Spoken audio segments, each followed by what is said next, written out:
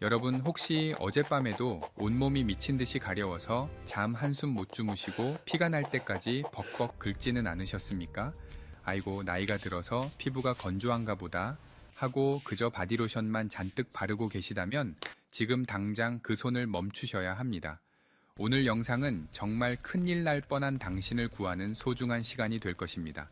단순히 가려운 것을 참거나 대수롭지 않게 넘기셨다면 그것은 당신의 생명을 위협하는 가장 큰 실수가 될 수 있습니다. 그 가려움은 단순한 피부병이 아니라 당신의 소중한 콩팥이 독소에 절여져서 제발 좀 살려달라고 비명을 지르는 마지막 구조 신호일 수 있기 때문입니다.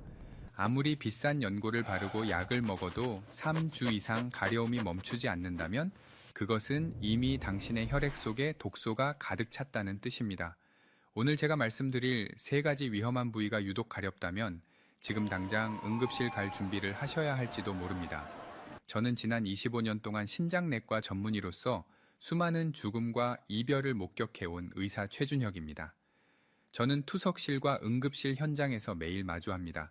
온몸에 피딱지가 앉을 정도로 긁다가 결국 콩팥이 완전히 망가져서 평생 투석기를 달게 된 수많은 환자분들을 말입니다.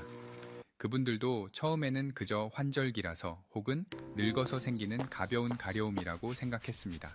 하지만 그 안일함이 돌이킬 수 없는 비극을 불렀고 사랑하는 가족들에게 씻을 수 없는 아픔을 남겼습니다. 평범한 일상을 살아가던 어르신들이 단지 가렵다는 이유만으로 병원을 찾았다가 만성 신부전 말기라는 청천벽력 같은 진단을 받고 충격에 빠지는 모습을 볼 때마다 제 가슴은 무겁게 내려앉습니다. 그래서 저는 오늘 여러분께 단순한 의학 지식을 넘어 당신의 남은 수명을 결정짓는 긴급 처방전을 드리려고 합니다. 콩팥이 당신에게 보내는 마지막 경고를 절대 놓치지 마십시오. 본격적인 진단에 앞서 잠시 시간을 내어 아래에 있는 좋아요 버튼을 한 번만 눌러주십시오. 이것은 단순한 클릭이 아닙니다. 오늘부터 내 몸과 콩팥을 지키겠다는 여러분의 굳은 다짐이자 저와의 약속입니다. 여러분의 그 작은 실천이 생명을 구하는 첫걸음이 될 것입니다. 자, 그럼 지금부터 생사를 가르는 가려움의 진실을 낱낱이 파헤쳐 보겠습니다. 아마도 지금 이 영상을 보시는 여러분은 피부 겉면이 문제라고 생각해서 비싼 보습제를 바르거나 때를 밀며 시원해지기를 기대하셨을 겁니다. 하지만 아무리 긁어도 시원하지 않고 오히려 살점이 뜯겨 나갈 듯한 고통만 더해진다면 그것은 번지수를 완전히 잘못 찾으신 겁니다. 지금 여러분의 몸속에서는 아주 무시무시한 일이 벌어지고 있기 때문입니다.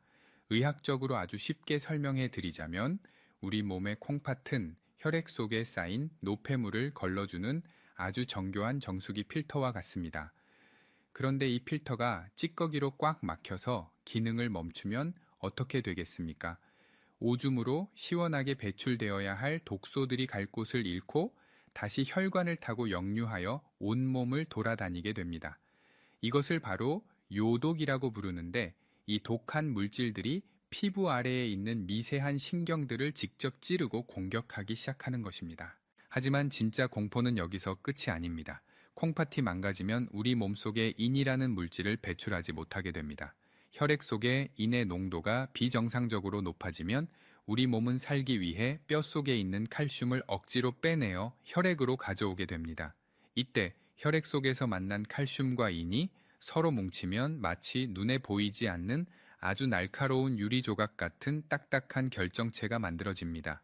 이 미세한 칼슘 결정체들이 혈관을 타고 온몸을 떠돌다가 피부신경에 달라붙어 무자비하게 찌르기 때문에 여러분은 마치 뼛속이나 살 속 깊은 곳에서 벌레가 기어가는 듯한 끔찍한 가려움을 느끼게 되는 것입니다. 그래서 겉피부를 아무리 박박 긁어도 소용이 없는 것입니다. 왜냐하면 이것은 단순한 피부병이 아니라 피 속에 떠다니는 유리 조각들이 여러분의 신경을 난도질하고 있다는 신호이기 때문입니다. 한번 상상해 보십시오. 내 몸 안에서 독소가 빠져나가지 못하고 썩어가고 있는데 겉에다가 연고만 바른다고 해결이 되겠습니까?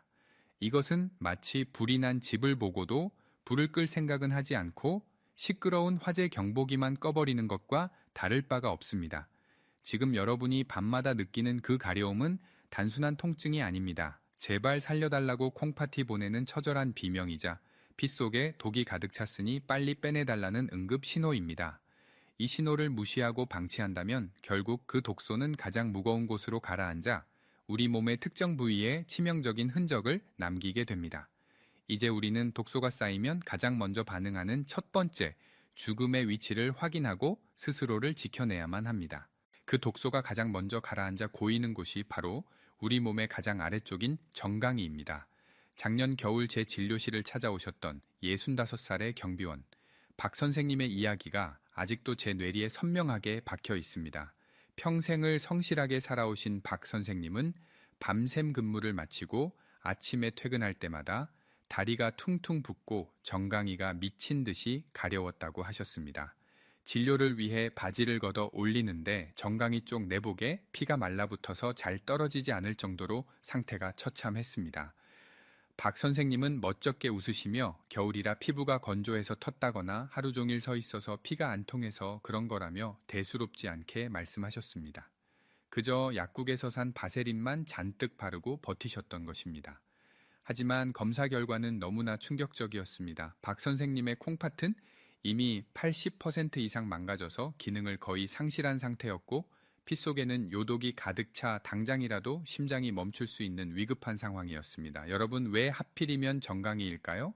그것은 바로 중력 때문입니다. 콩팥이 제 기능을 못하면 소변으로 배출되지 못한 수분과 노폐물이 우리 몸 안에 계속 쌓이게 됩니다. 인간은 서 있거나 앉아서 생활하기 때문에 이 무거운 독소물은 자연스럽게 중력을 타고 다리 쪽으로 쏠려 내려가게 됩니다. 그래서 정강이 뼈 바로 위에 있는 얇은 피부 밑에 독소가 차곡차곡 쌓이게 되는데 이것이 신경을 자극하여 참을 수 없는 가려움을 유발하는 것입니다. 많은 분들이 이것을 단순한 붓이나 살이 찐 것으로 착각하십니다. 하지만 신장이 망가져서 생긴 부종은 일반적인 부기와는 완전히 다릅니다. 지금 당장 확인해 보십시오. 의자 있나 바닥에 다리를 펴고 앉으신 다음 엄지손가락으로 정강이 뼈 안쪽의 평평한 부분을 꾹 눌러 보십시오. 1초나 2초가 아니라 마음속으로 10초를 세면서 아주 강하게 누르셔야 합니다. 그리고 손가락을 떼었을 때 눌린 자국이 찰흙처럼 푹 들어가서 바로 튀어 올라오지 않고 한참 동안 그대로 남아있다면 이것은 살이 찐 게 아닙니다. 이것은 요독성 부종이라고 부르는 아주 위험한 신호입니다. 콩팥이 물을 전혀 걸러내지 못해서 피부 밑에 썩은 물이 고여 있다는 명백한 증거입니다. 박 선생님도 진료실에서 제가 정강이를 눌렀을 때 그 자국이 10분이 넘도록 사라지지 않았습니다.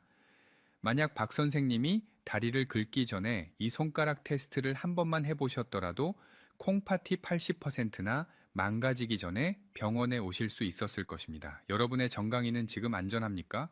혹시 양말 자국이 저녁까지 선명하게 남아있거나 정강이를 눌렀을 때 살이 움푹 패어 나오지 않는다면 지체할 시간이 없습니다. 이것은 피부의 문제가 아니라 당신의 콩팥이 익사 직전이라며 살려달라고 보내는 구조 신호이기 때문입니다.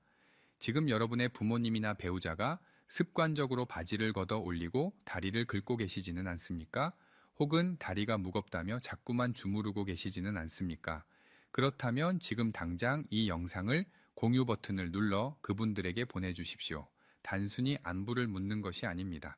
여러분의 그 공유 버튼 한 번이 그분들을 차가운 투석기 앞으로 끌려가게 하는 비극을 막고 남은 여생을 건강하게 지켜주는 생명줄이 될 것입니다. 제발 늦기 전에 알려주십시오.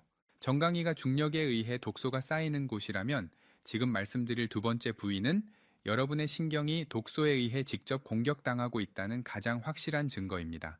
바로 손이 잘 닿지 않는 등 한복판과 날개뼈 주변입니다. 이곳의 가려움은 단순한 피부 트러블이 아니라 척추를 타고 흐르는 신경이 비명을 지르는 것과 같습니다. 제가 잊을 수 없는 또 한 분의 환자가 있습니다. 홀로 지내시던 72살의 김 할머니 이야기입니다.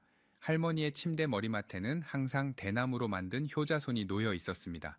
자식들은 다 출가하고 혼자 사시니 등을 긁어줄 사람이 없어 효자손이 유일한 친구라고 하셨습니다. 김 할머니는 밤마다 등 뒤에서 스멀스멀 올라오는 가려움 때문에 잠을 설치셨고 그때마다 효자손으로 등을 벅벅 긁으셨습니다. 처음에는 시원한 듯 했지만 시간이 지날수록 아무리 세게 긁어도 가려움이 사라지지 않았습니다. 어느 날 할머니는 고열과 오한으로 의식을 잃고 저희 병원 응급실에 실려 오셨습니다. 제가 할머니의 등을 확인했을 때 저는 경악을 금치 못했습니다. 할머니의 등은 효자손에 긁혀 성한 곳이 없었고 찢어진 상처 틈으로 세균이 침투해 등 전체가 붉게 부어오른 상태였습니다. 단순한 가려움이 폐혈증이라는 무서운 합병증으로 번진 것입니다. 할머니께서 의식이 드신 후 저에게 눈물을 흘리며 이렇게 말씀하셨습니다. 선생님, 살이 찢어지도록 긁었는데도 피부겉이 아니라 뼛속에서 불개미가 기어다니는 것 같았어요. 여러분, 이것이 바로 콩팥이 망가졌을 때 나타나는 신경성 소양증의 정체입니다. 우리 몸의 콩팥이 기능을 잃으면 혈액 속에 인이라는 독성 물질이 급격히 쌓입니다. 이 인은 신경을 아주 예민하게 만드는데 특히 우리 몸의 감각 신경이 뻗어 나오는 척추와 날개뼈 부근을 집중적으로 공격합니다.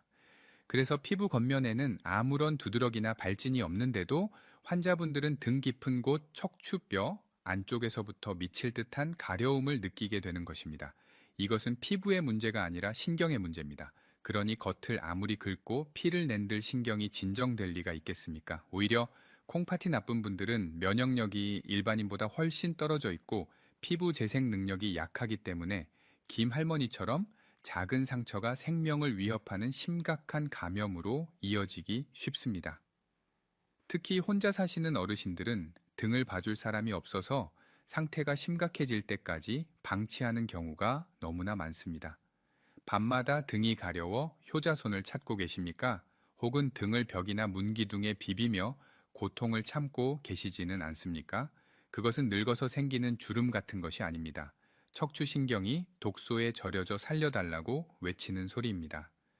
효자손은 여러분의 효자가 아니라 여러분의 등을 망가뜨리고 세균을 집어넣는 흉기가 될 수도 있습니다. 오늘부터는 절대 도구로 등을 긁지 마십시오.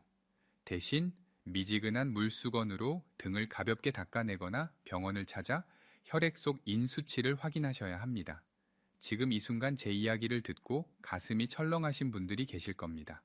혹시 나도 콩팥이 위험한 건 아닌지 걱정되신다면 지금 바로 댓글창에 튼튼한 신장이라고 남겨주십시오. 5글자면 충분합니다. 여러분이 댓글로 튼튼한 신장이라고 적는 그 순간 여러분의 뇌는 내 몸을 지키겠다는 강력한 의지를 갖게 됩니다. 제가 여러분의 댓글 하나하나를 확인하고 끝까지 응원하겠습니다. 효자손을 내려놓고 튼튼한 신장을 되찾겠다는 다짐을 지금 바로 보여주십시오.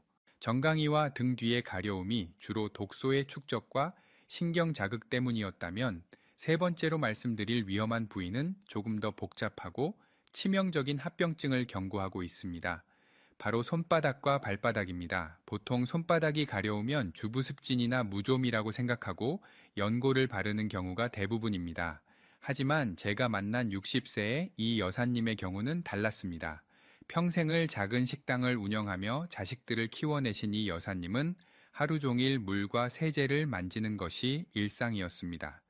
어느 날부터인가 손바닥이 유난히 붉어지고 밤만 되면 손바닥과 발바닥에서 불이 나는 듯한 가려움을 느끼기 시작하셨습니다. 여사님은 그저 독한 주방 세제 탓이려니 하고 장갑을 2겹씩 끼고 일하시거나 혈액순환이 잘 되라고 약주를 한 잔씩 드시고 주무시곤 했습니다. 몸에 좋다는 각종 건강즙도 빼놓지 않고 드셨습니다. 그것이 간과 콩팥을 동시에 망가뜨리는 독이 되는 줄은 꿈에도 모른 채 말입니다. 어느 날 아침 이 여사님은 소변이 한 방울도 나오지 않는 상태로 응급실에 실려 오셨습니다. 진단명은 간신증후군이었습니다. 이것은 간 기능이 급격히 나빠지면서 그 영향으로 멀쩡하던 콩팥까지 연쇄적으로 멈춰버리는 무서운 질환입니다. 우리 몸에서 간과 콩팥은 해독을 담당하는 형제와 같은 장기입니다. 이 여사님이 무심코 드셨던 수많은 약재와 알코올을 해독하느라 간이 먼저 지쳐버렸고 해독되지 못한 독성 물질들이 혈관을 타고 콩팥으로 쏟아져 들어오면서 콩팥 혈관을 수축시켜 아예 소변을 만들지 못하게 만든 것입니다. 이때 나타나는 가장 특징적인 증상이 바로 손바닥 홍반과 자결감입니다. 건강한 사람의 손바닥은 연한 분홍색이지만 간과 콩팥이 동시에 나빠진 분들의 손바닥은 마치 붉은 페인트를 칠한 것처럼 가장자리가 새빨갛게 변합니다. 그리고 단순한 가려움을 넘어서 손발이 화끈거리고 뜨거운 느낌을 받게 됩니다. 특히 이 여사님은 밤에 이불 속에만 들어가면 가려움이 더 심해져서 얼음팩을 손에 쥐고 주무셔야 했다고 합니다. 이것은 따뜻한 이불 속에서 천이 올라가면 혈관이 확장되면서 독성 물질들이 피부 끝으로 더 많이 몰려들기 때문입니다. 많은 분들이 손발이 차가우면 혈액 순환이 안 된다고 걱정하시지만 의학적으로는 갑자기 손발이 뜨거워지고 가려운 것이 훨씬 더 위험한 신호일 수 있습니다. 그것은 당신의 간이 비명을 지르고 있고 그 비명 소리에 콩팥이 겁을 먹고 문을 닫고 있다는 뜻이기 때문입니다. 이 여사님처럼 손바닥이 유난히 붉거나 밤마다 손발이 뜨거워 잠을 못 이루신다면 절대로 술이나 검증되지 않은 민간요법 약물을 드셔서는 안 됩니다. 그것은 불난집에 기름을 붓는 격입니다. 지금 당장 드시던 모든 건강 보조식품을 끊고 내과를 찾아가간 수치와 콩팥 수치를 동시에 확인하셔야만 두 장기가 모두 망가지는 최악의 상황을 막을 수 있습니다. 내부의 장기가 망가져서 생기는 가려움을 밖에서 해결하려다가 오히려 생명을 단축시키는 분들이 너무나 많습니다. 특히 우리 한국 분들은 몸이 찌뿌둥하거나 가려우면 뜨끈한 찜질방이나 사우나에 가서 땀을 쫙 빼야 독소가 빠진다고 믿는 경향이 강합니다. 하지만 콩팥이 약해진 상태에서의 무리한 사우나는 독소를 빼는 것이 아니라 여러분의 콩팥을 말려 죽이는 자살 행위와도 같습니다. 제가 직접 응급투석을 진행했던 68살 초의 선생님의 사연을 들려드리겠습니다. 최 선생님은 평소 등과 다리가 가려울 때마다 동네 목욕탕의 뜨거운 온탕에 몸을 담그거나 건식 사우나에서 땀을 흘리곤 하셨습니다. 땀을 흘리고 나면 일시적으로 가려움이 덜한 것 같고 개운한 느낌이 드셨기 때문입니다. 그날도 초회 선생님은 가려움을 참지 못하고 찜질방을 찾으셨고 평소보다 높은 온도에서 1시간 넘게 땀을 흘리셨습니다. 그러다 갑자기 어지러움을 느끼며 쓰러지셨고 구급차에 실려 병원에 도착했을 때는 이미 급성 심부전 상태였습니다. 여러분 도대체 왜 땀을 뺐는데 콩팥이 멈췄을까요? 그 이유는 바로 탈수와 혈액의 끈적임 때문입니다. 콩팥은 우리 몸의 혈액이 끊임없이 흘러 들어와야만 일을 할 수 있는 장기입니다. 그런데 고온의 사우나에서 땀을 지나치게 많이 흘리면 우리 몸의 수분이 급격히 빠져나가게 됩니다. 젊고 건강한 사람은 물을 마시면 금방 회복되지만 콩팥 기능이 떨어진 어르신들은 수분 조절 능력이 고장난 상태입니다. 몸에서 물이 빠져나가면 혈관 속을 흐르던 피는 수분을 잃고 마치 진흙처럼 끈적끈적해집니다. 의학적으로 이것을 혈액 농축이라고 부릅니다. 끈적해진 피는 콩팥의 미세한 혈관을 통과하지 못하고 꽉 막혀버리게 됩니다. 결국 콩팥으로 가는 혈류량이 뚝 끊기면서 멀쩡하던 콩팥 세포들이 산소를 공급받지 못해 순식간에 괴사해버리는 것입니다. 이것이 바로 찜질방에서 발생하는 급성 심부전의 무서운 메커니즘입니다. 최 선생님이 땀과 함께 배출한 것은 독소가 아니라 콩팥을 살리는 생명수였던 것입니다. 많은 분들이 땀으로 요독을 뺄 수 있다고 착각하십니다. 하지만 땀으로 배출되는 독소의 양은 극히 미미합니다. 오히려 수분이 빠져나가면서 혈액 속에 남은 요독의 농도는 더 진해지고 신경을 더 강하게 자극하여 사우나가 끝나고 나면 전보다 훨씬 더 심한 가려움과 건조함이 찾아오게 됩니다. 만약 지금 이 순간에도 뜨거운 물에 몸을 지지거나 땀을 빼야 건강해진다고 굳게 믿고 계시다면, 그리고 앞으로도 계속 찜질방을 다니실 생각이라면 지금 당장 이 영상을 끄고 나가셔도 좋습니다. 저는 스스로 불 속으로 뛰어드는 분들까지 구해드릴 수는 없습니다. 하지만 만약 여러분이 살고 싶고 콩팥을 지키고 싶다면 제 말을 끝까지 들으셔야 합니다. 가려움이 있는 어르신들은 절대로 천보다 높은 고온의 탕에 들어가시면 안 됩니다. 미지근한 물로 짧게 샤워만 하시고 샤워 직후 물기가 마르기 전에 보습제를 충분히 발라 피부 장벽을 만들어주는 것이 유일한 정답입니다. 뜨거운 열기는 혈관을 확장시켜 가려움을 유발하는 히스타민이라는 물질을 폭발적으로 분비하게 만듭니다. 시원하다고 느끼는 것은 뇌가 뜨거움에 속아 통증을 잠시 잊는 것일 뿐 피부 아래에서는 염증 반응이 불이 붙은 듯 일어나고 있다는 사실을 명심하십시오.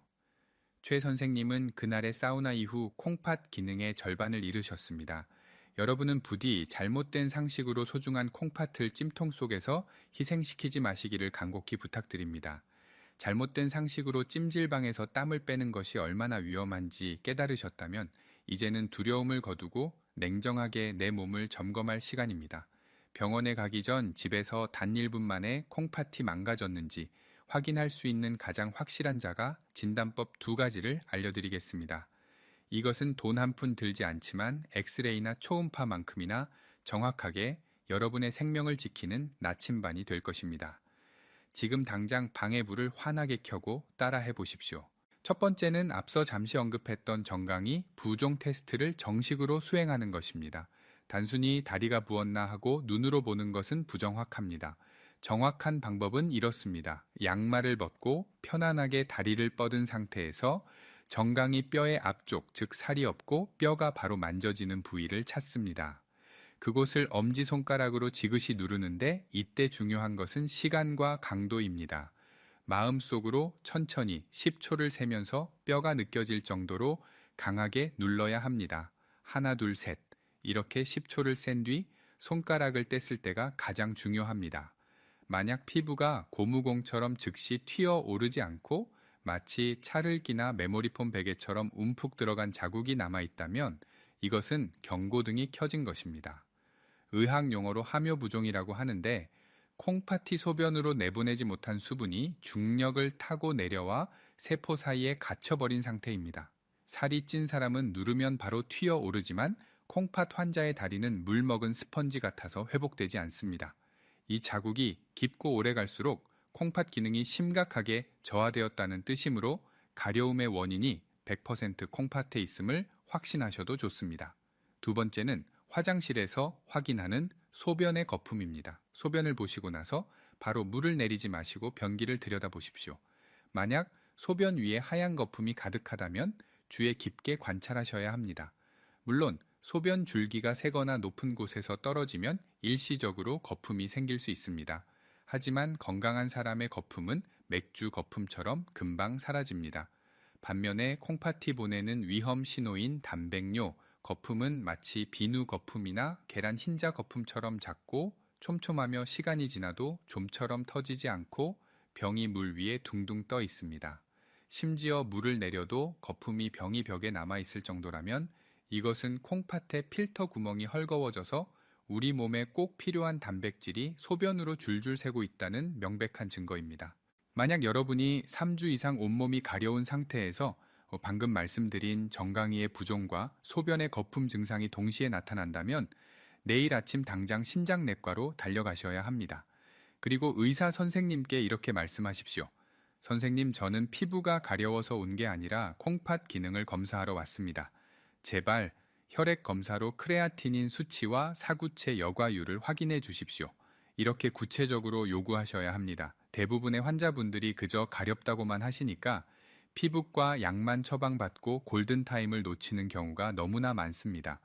의사에게 정확한 정보를 주는 것이 여러분의 콩팥을 살리는 지름길입니다. 이 2가지 신호는 콩팥이 완전히 멈추기 전에 여러분에게 주는 마지막 기회라는 사실을 명심하십시오. 자가 진단을 통해 내 몸의 경고를 확인하셨다면 이제는 피를 맑게 바꾸는 실천을 해야 할 때입니다. 콩팥이 망가진다는 것은 내 몸의 피가 하수구 물처럼 탁해졌다는 뜻이기 때문입니다. 많은 분들이 콩팥에 좋은 음식을 추천해달라고 하시면서 비싼 약초나 건강기능식품을 찾으십니다. 하지만 저는 단호하게 말씀드립니다. 마트에서 쉽게 구할 수 있는 양배추와 계란만 있으면 충분합니다. 단 여기서 여러분의 생사를 가르는 아주 중요한 조건이 하나 있습니다. 이 영상을 보시는 분들 중에는 양배추가 위에 좋고 해독에 좋다는 말만 믿고 생으로 즙을 내서 드시거나 샐러드로 드시는 분들이 계실 겁니다. 만약 콩팥 기능이 떨어진 상태에서 양배추를 생으로 드시고 계신다면 그것은 건강을 챙기는 것이 아니라 여러분의 심장을 멈추게 하는 독약을 마시는 것과 같습니다. 의학적으로 설명해 드리겠습니다. 양배추에는 비타민 U라는 아주 귀한 성분이 들어있어서 손상된 콩팥의 점막을 재생하고 염증을 가라앉히는데 탁월한 효과가 있습니다. 하지만 문제는 양배추 속에 들어있는 칼륨이라는 성분입니다. 건강한 콩팥은 칼륨을 소변으로 잘 배출하지만 지쳐있는 콩팥은 이 칼륨을 걸러내지 못합니다.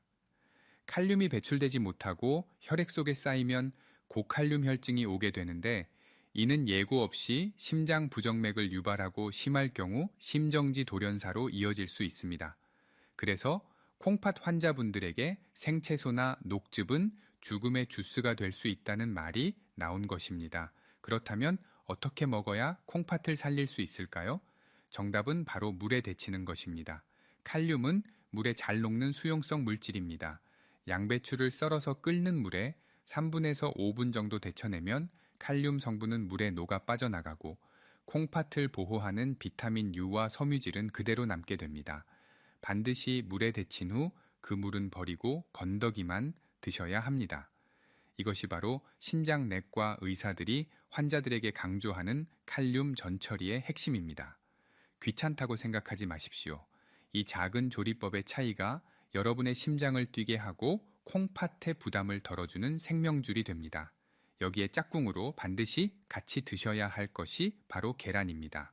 콩팥이 나빠지면 고기 같은 단백질 섭취를 줄여야 한다고 알고 계실 겁니다. 단백질이 분해되면서 생기는 찌꺼기가 콩팥 필터를 힘들게 하기 때문입니다. 하지만 단백질을 안 먹으면 근육이 빠지고 면역력이 무너져 더 큰 병이 옵니다.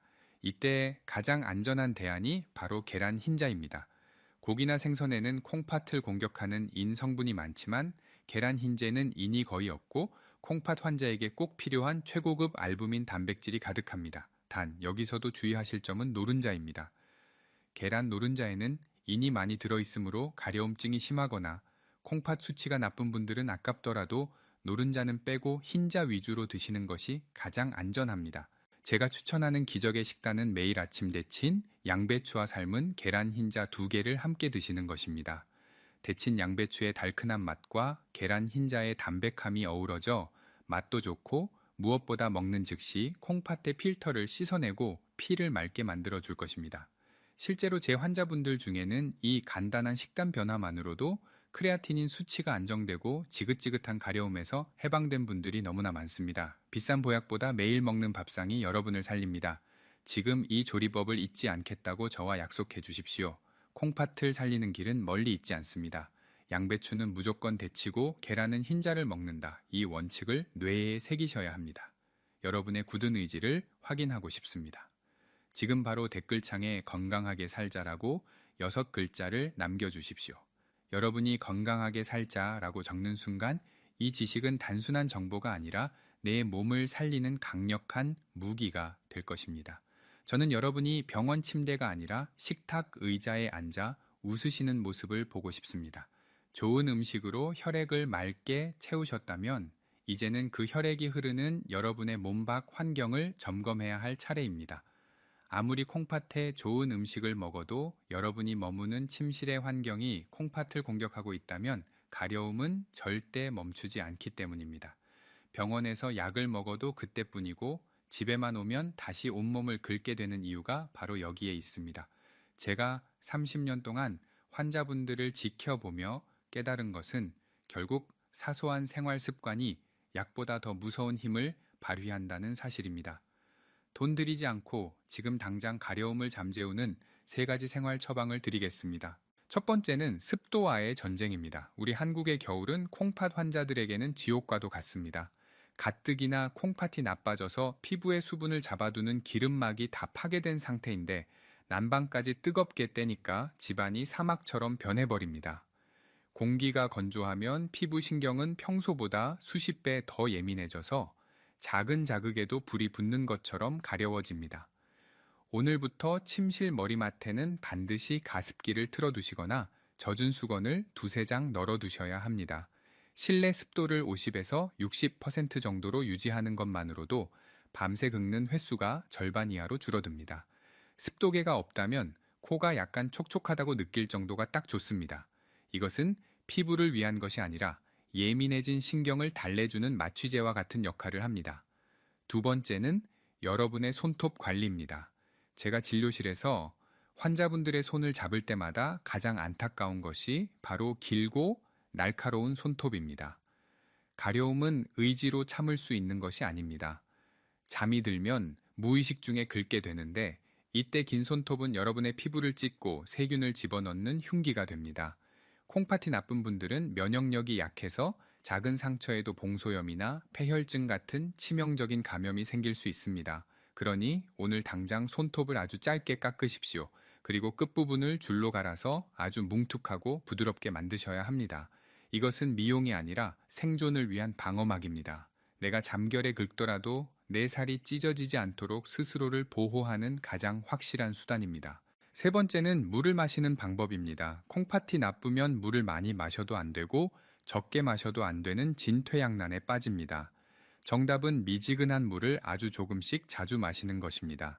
찬물은 위장을 차갑게 하고 혈관을 수축시켜 콩팥으로 가는 혈류량을 줄어들게 만듭니다. 반드시 청아 비슷한 따뜻한 물을 머그컵 한 잔이 아니라 소주잔 한 잔 정도의 양으로 나누어 1시간에 한 번씩 드십시오. 이렇게 하면 콩팥에 홍수가 나지 않으면서도 혈액의 끈적임을 막아 요독이 소변으로 빠져나가는 길을 열어줄 수 있습니다. 맹물이 비려서 싫다면 볶은 옥수수차나 보리차를 연하게 끓여 드시는 것도 아주 훌륭한 방법입니다. 이런 사소한 습관들은 듣고 나면 별것 아닌 것 같지만 막상 혼자서 매일 지키기는 정말 어렵습니다. 작심삼일이 되기 쉽고 귀찮아서 하루 이틀 미루다 보면 다시 병이 도지기 마련입니다. 그래서 여러분 곁에는 매일매일 잔소리를 해주고 건강을 챙겨줄 주치의가 필요합니다. 지금 화면 아래에 있는 붉은색 구독 버튼을 한번 눌러보십시오. 이 버튼을 누르는 것은 저 최준혁을 여러분의 집으로 초빙하여 평생 무료 주치의로 두는 것과 같습니다. 제가 매일 아침 여러분의 콩팥을 지키고 가려움 없이 편한